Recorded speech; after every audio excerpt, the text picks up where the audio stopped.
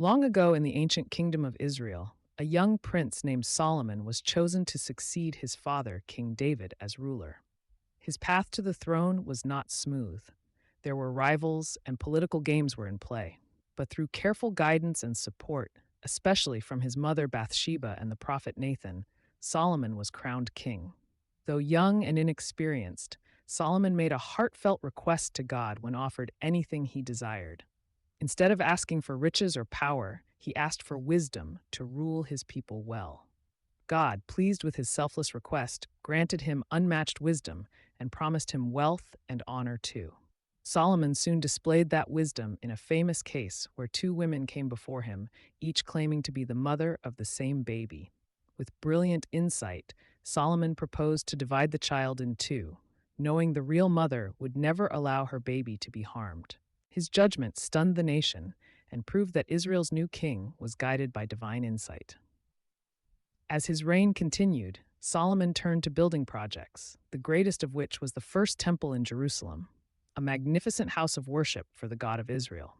The temple became the spiritual heart of the nation and stood as a symbol of Israel's devotion and unity. Under Solomon's rule, the kingdom reached its golden age. Trade flourished, diplomacy thrived.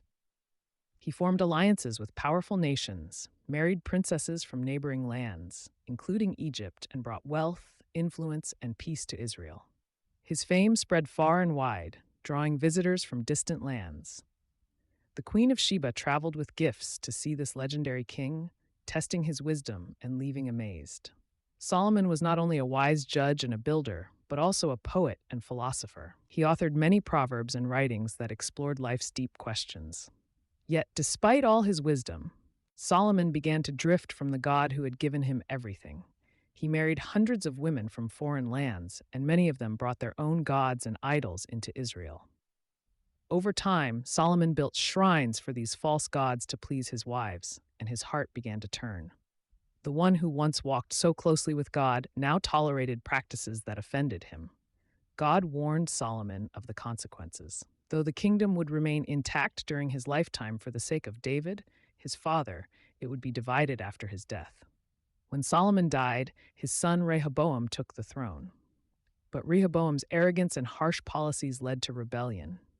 The united kingdom of Israel split in two, the northern kingdom of Israel and the southern kingdom of Judah, just as God had foretold.